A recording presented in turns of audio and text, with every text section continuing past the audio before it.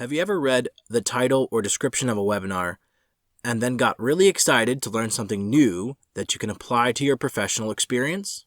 But then, 15, 20, 30 minutes into the webinar, you started to wonder, okay, when am I going to get to the content I clicked on? Was this even worth my time? Or maybe you've been patient enough to finish the webinar and the thought occurred to you, I know the webinar said some good things, but how am I supposed to apply them to my project next week?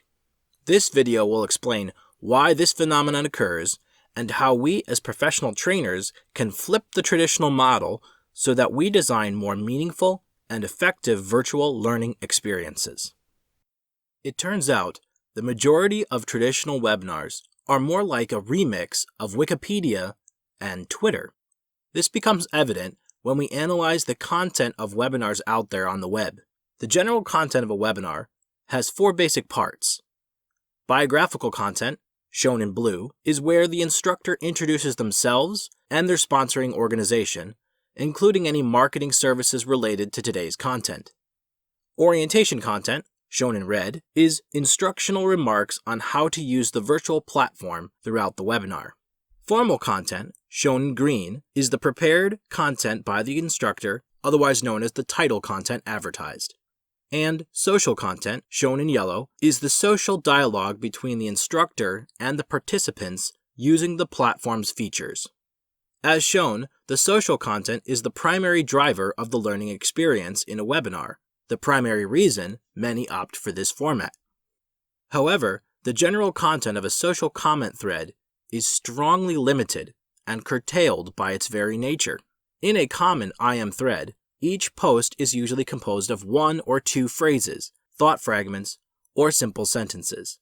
If someone decides to comment on your response, in most cases you will not have enough time to digest their comment and respond without 1. Missing content from the presentation, 2. Your response getting buried in the chat by 20 other random comments and not read, 3. Writing a paragraph and erasing it because the group has moved on. In other words, the social content in a webinar produces a spread of general crowdsourced knowledge surrounding the topic with a bit of expertise now and then, with little room for well-developed thoughts and properly sourced content. This breakdown is very similar in internal webinars within an organization, with a bit more time for formal content because there is less need to explain biographical and orientation content. So the analysis here revealed that there is a strong tendency for webinars to focus on social content as the primary driver of virtual content, but that the current methods of social interaction on a webinar create suboptimal learning outcomes.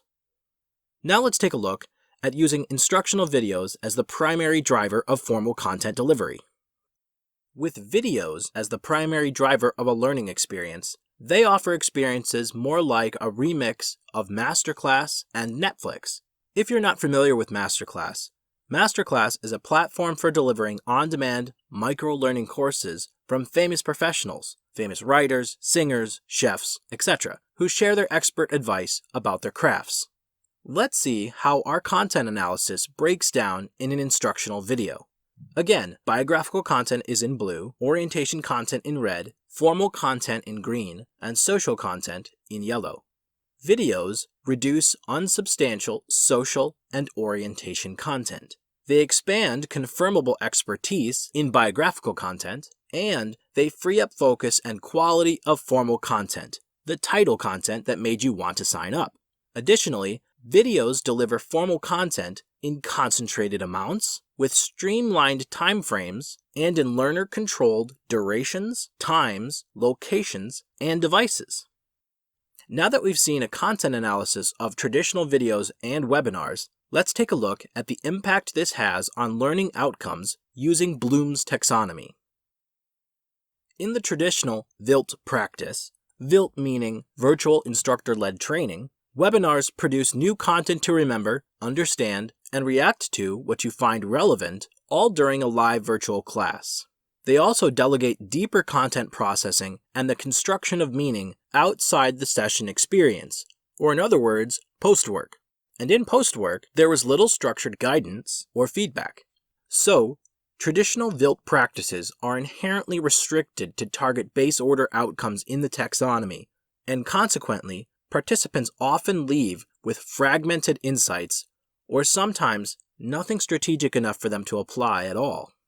However, over the last 10 years, forward-thinking teachers in academic environments have found innovative and effective methods to overcome these obstacles.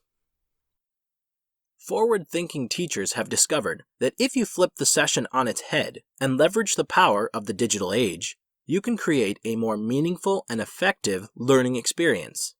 In a common flipped session scenario, learners might watch a pre-recorded video for pre-work on their own, use a worksheet to record relevant information to them, then attend a session armed with questions and background knowledge. This means that the content processing and co-construction of something meaningful to use in their experience happens in a structured forum with live feedback and brainstorming.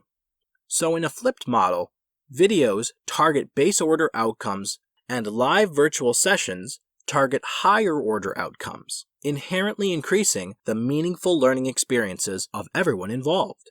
In fact, Dr. Russell Mumper flipped his pharmacy class at UNC, and his students said, "Everyone's talking. We're actively engaged in the material." Even Dr. Mumper found a flip model to be more meaningful. He said, "The flipped classroom has been profound. It's really changed the way I approach teaching, what I want to get out of teaching, and the enjoyment and reward." You might be thinking, wow, I like this idea, but how would that look in a corporate learning and development context?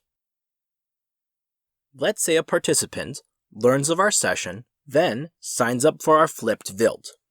The participant will gain access with a pre-recorded video that clearly condenses the main tenets of a fairly deep or complex topic in a unique, comprehensible, and interesting way.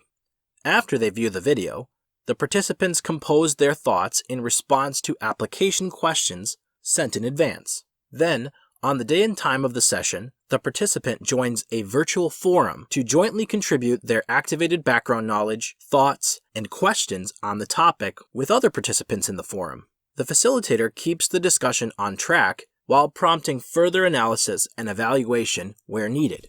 The virtual forum concludes by collaboratively constructing a strategic plan for each of the participants to integrate their learning into their present professional experience. At this point, you might be thinking, this flipped model sounds familiar somehow. You might be right. If you've ever been part of a book study or book club, you already experienced a flipped model. You gain access to a book, read the chapter independently in pre-work, answer workbook analysis questions, and come ready to discuss the chapter and collaboratively glean something relevant in a live session. Book studies are flipped learning experiences. Pretty neat, huh? So, now that you've been introduced to the flipped VILT in this video and how it can deliver a more rewarding and meaningful learning experience for everyone involved, try reflecting on the ideas expressed in the video. First, connect your prior knowledge to the video. What was old news to you? Second, extend your knowledge beyond what you knew before. What about the video was breaking news to you? Third, try and challenge your perspective on the topic. What got you thinking or made you want to hear more? Finally, think of how you might apply these ideas in the video to your experience. What might you try or pilot? Be sure to write down any additional questions or thoughts that come to mind. They will be invaluable to our team forum discussion. You can use your own note format to record your thoughts, or you can download a prompt worksheet in the description below. I'm really excited to hear your thoughts. This was Cody Adams, Storyscape Design.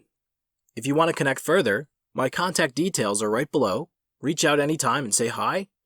If this video inspired you, make sure to click like and subscribe. Let's purpose to live as wise heroes for those we lead.